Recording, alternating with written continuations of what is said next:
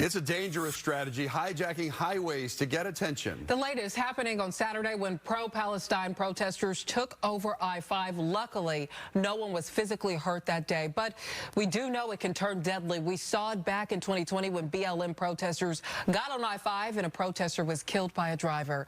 So what's being done about this issue? Fox 13's Hannah Kim tried to get some answers from those in charge.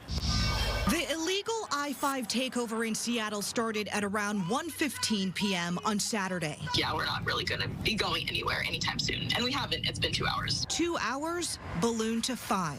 It's a little over 6 p.m. before traffic is moving again on northbound I-5 at Denny and East Pine.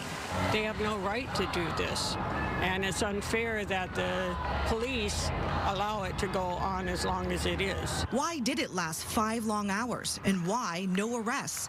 We posed those questions to Washington State Patrol today, the lead agency responsible for highway incidents. This is not the first I-5 protest. It probably will not be the last. No. So the question is, why didn't WSP have a better system in place to handle this quicker? Well, I-5 is not a fortress.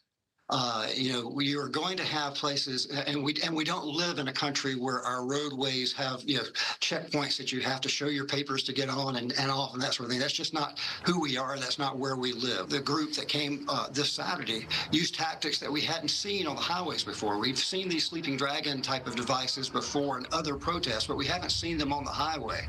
That simply just slowed the process. Chris Loftus with WSP says the pro-Palestine protesters used what's known as the sleeping dragon maneuver, where they linked themselves together. So between the numbers, the tactics that they used during the protest time, and then the leaving behind the abandoned vehicles that themselves became blockages. Loftus says they didn't have enough law enforcement officers to do a mass arrest until around 4:45 p.m.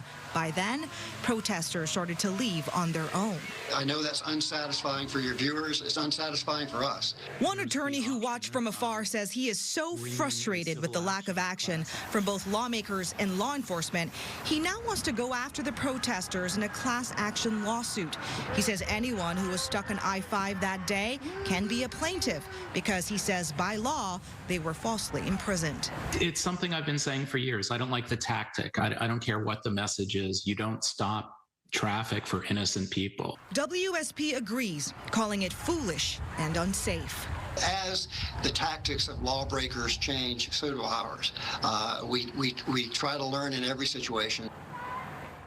That was Hannah Kim reporting. Fox 13 reached out to Governor Inslee on whether he had a message for those protesters, but his office referred us to WSP.